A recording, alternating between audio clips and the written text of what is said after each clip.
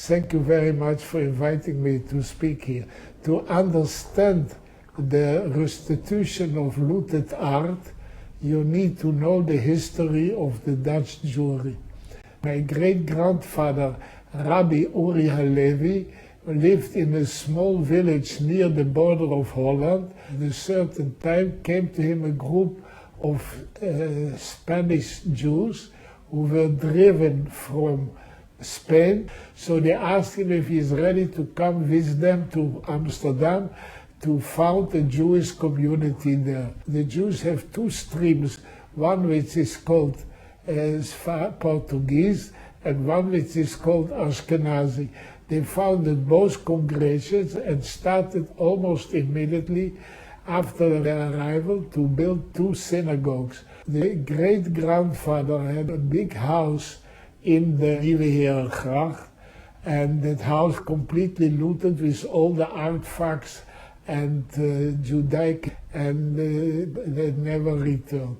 The Jews lived in Holland, and that's unique for Europe, without any pogrom. They could live as any other Dutch, especially after the time of Napoleon, when they decided to give every citizen of Holland the same rights. I personally went to the Dutch public school of the city of Amsterdam because my parents believed that we were supposed to know how to live and how to behave in the outside world. Our family, we were with my parents and 6 children. As children, we lived very freely, and I could do every sport and everything. All this changed immediately after the start of the Second World War, when the Germans took Holland over in 5 days. The Queen left immediately with her government, but instructed the general managers of the offices to cooperate with the Germans in order to save the economy of Holland. So Holland was handed over to the Germans almost freely. The first year, the Germans believed that they could convince the Dutch to become Germanized and to go with them on the Nazi policy, but as they saw after 1 year that it did not succeed, they started to utilize the normal Nazi operation. We as Jews felt it naturally immediately. In 1943, on the eve of the Jewish New Year, we were driven from the Herengracht to the Jewish ghetto in the east of Amsterdam because my sisters were religious and they were 16 and 18 years old. They didn't want to go to any Dutch family. They were certainly very Orthodox, and they were certainly afraid of what we call today Me Too. And as a matter of fact, afterward there were quite a few cases of Me Too from women or girls who were hidden during the war. Once my sisters were taken to the camps by the Dutch police and by Dutch trains and Dutch trams to Westerbork. My father, who had connections with the Dutch underground, connected them, and they took us into hiding. I myself had at least have been in 12 different places, so it was very dangerous to have Jews because the Dutch police had special units in every city and village in Holland to catch Jews, and for every Jew they got something like an amount of 3,000 euro today when they hand them over to the Germans. Finally, I was saved by Dutch farmers in the south of Holland. My sister Adele, my younger sister, my elder sister Rosientje was murdered a year earlier, lived during when Auschwitz was freed by the Russians. She lived for 2 months. She was naturally very sick and was transferred from Birkenau to the hospital in Auschwitz and taken care of in the beginning by nurses of the Russian army and later on by the Polish Red Cross. All that time, 2 months, My parents were not informed that she was still alive, and the Dutch government did nothing to save any of the Dutch concentration camp victims, not in Auschwitz, not in any other camp in Poland or in Germany. Also, the survivors of these camps had to come to Holland with their own means, and when they will come in Holland, they registered them and received them as cool as possible, not assisting them and not giving them any moral or financial help. This is one of the big crimes of the Dutch government at that time. After the war in 1945, I decided that I did not want to live anymore in Holland because the state of Holland has not been able to protect me during the war, and I didn't believe if there would be anything happening in Holland, they would save me or try to help me. This was correct because, as we see today, the anti-Semitism and the anti-Jewish actions, I have already at that time seen what will be. The first day in Israel, I came with a ship to Haifa, and I must say, when I went in the country, I felt for the first time in my life completely free and happy. And since then, I lived in Israel. I was able to establish a family.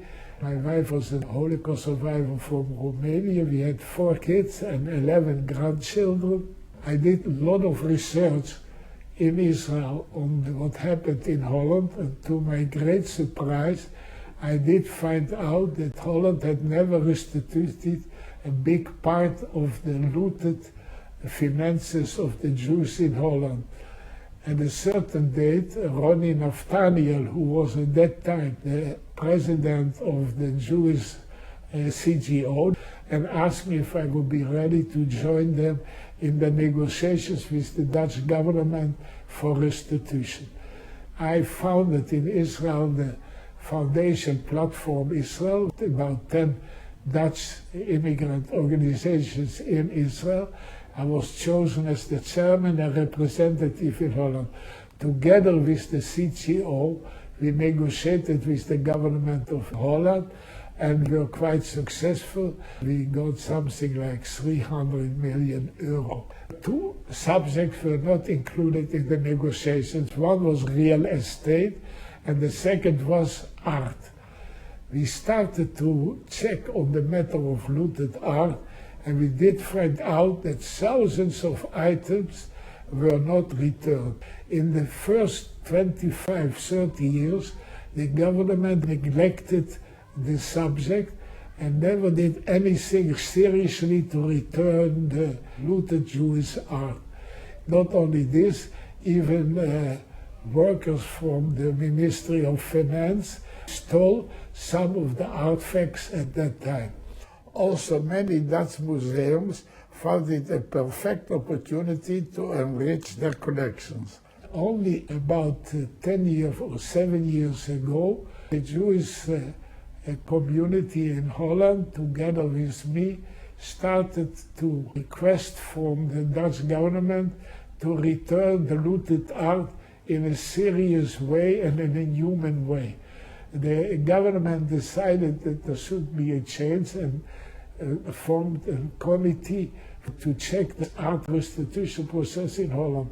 This committee was very cooperative and did very good work and wrote an 86-page report to the government.